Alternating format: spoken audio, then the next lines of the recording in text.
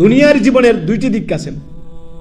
ইবনে কাসির রাহিমাহুল্লাহ এই সূরা আলার আয়াত নম্বর 16 এবং 17 আপনার তাফসিরে তিনি বলেন যে দুনিয়ার জীবনে দুটি বিষয় রয়েছে।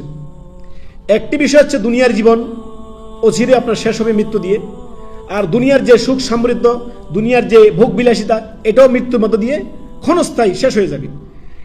এর অপোজিট হচ্ছে, বরাবর উল্টো হচ্ছে আখেরাত। আখেরাতের জীবন শেষ হওয়ার নয়, আর সেখানকার নিয়ামত কখনো শেষ হওয়ার নয়, একবারে উল্টো। অথচ দুনিয়ার জীবনে আপনি দুনিয়া দুনিয়া দুনিয়া দুনিয়া খাই খাই করতে করতে করতে করতে আপনার বেখবর হয়ে গেছেন, আখেরাতের কোনো খবর নেই আপনার। আলহাকুমুত তাকাসুর হাত্তা যুরতুমুল মাকাবির। বনি আদমের কখনো খাই খাই শেষ হবে না যতক্ষণ পর্যন্ত সে কবরে না পৌঁছে যাবে। কবরের মাটি দিয়ে তার পেট ভরবে, তখন গিয়ে বলবে আমার আর দরকার নেই।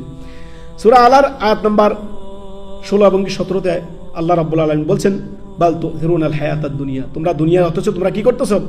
দুনিয়ার জীবনকে প্রাধান্য দাও, প্রাধান্য দিয়ে থাকো। আখিরাতকে তোমরা বেখবর মনে করো, আখিরাত অনেক দূরে মনে করো, বাইদ মনে করো। না না না, আখিরাত বাইদ নয়। আল্লাহ তাআলা আখিরাত কি বলছেন?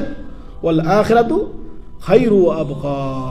আখিরাত হচ্ছে শ্রেষ্ঠ, উৎকৃষ্ট, দুনিয়ার তুলনায় বহু দিক থেকে উৎকৃষ্ট। ইমাম ইবনে কাসির রাহিমাহুল্লাহ দুটি কথা বলেছেন যে দুনিয়ার সুখ সামগ্র সমস্ত কিছু আপনার মওতের মধ্য দিয়ে দুনিয়ার জীবনে শেষ হয়ে যাবে, মৃত্যু হবে, এবং আপনার দুনিয়ার ভোগ বিলাসিতা, এই দুনিয়ার নিয়ামত আপনার শেষ হয়ে যাবে, মরণের মধ্য দিয়ে সব শেষ। আখিরাতে এর উল্টো, আখিরাতের জীবনে কোনো লা ইয়ামুত, সেখানে কোনো মরণ নেই, আর সেখানের সুখ সমৃদ্ধ, ভোগ বিলাসিতা, আনন্দের কোনো শেষ নেই। খালিদিনা ফিহা আবাদা,